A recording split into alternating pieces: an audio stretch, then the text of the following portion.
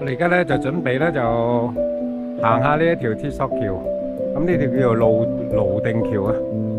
咁呢度咧屬於叫做瀘定縣啦呢個地方。咁啊呢條河咧就叫做大渡河。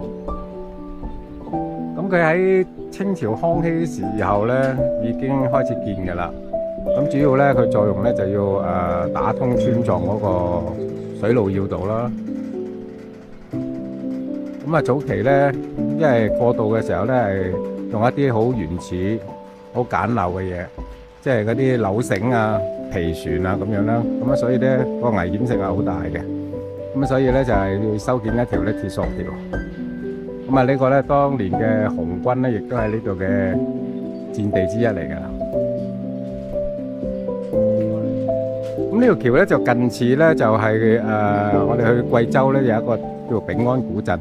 咁亦都有一條類似咁嘅橋嘅，咁同埋咧嗰個赤水啊，赤水嗰度亦都有一條鐵索橋。咁主要咧都係傳遞個物資啊、軍事啊個物資啊個傳遞嘅作用啊。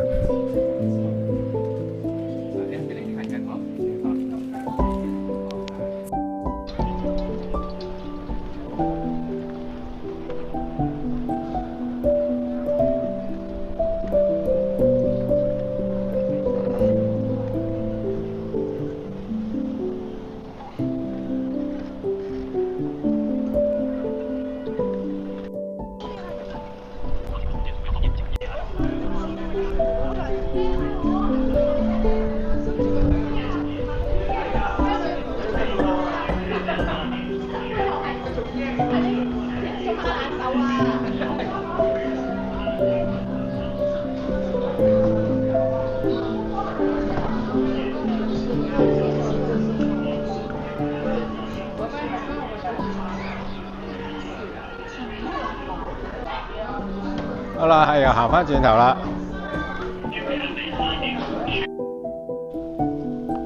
而家咧嚟到呢一個叫做仁安古鎮，咁啊呢度係嚟成都咧就係一啲外縣嚟嘅，叫做大邑縣。咁啊已經咧有1400年歷史㗎咯喎。咁啊從唐朝嗰時已經有㗎啦。咁佢呢度咧，即係反而後期咧，佢係比較多一啲係民國風嘅一啲建築。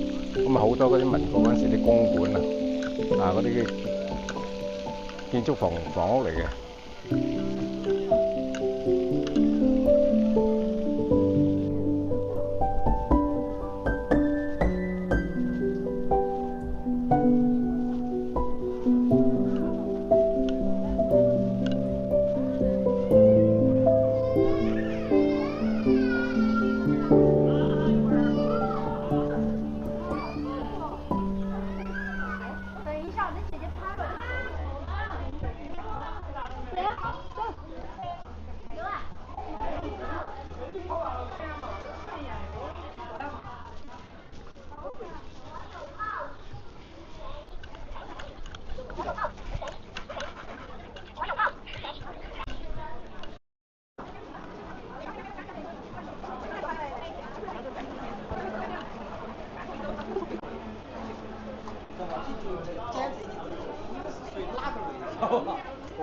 我们是专业的，所以说非常清楚，知道吧？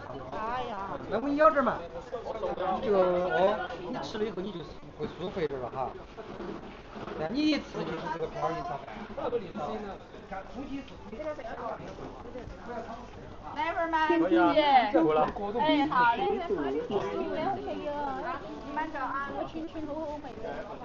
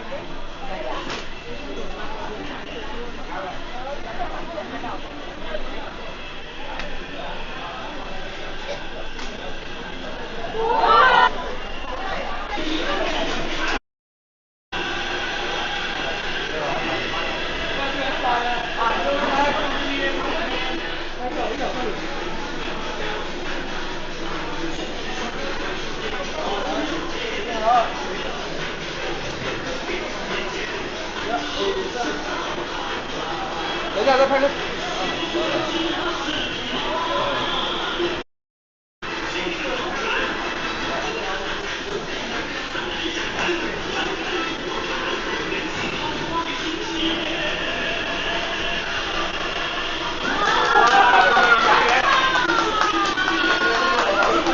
好，谢谢。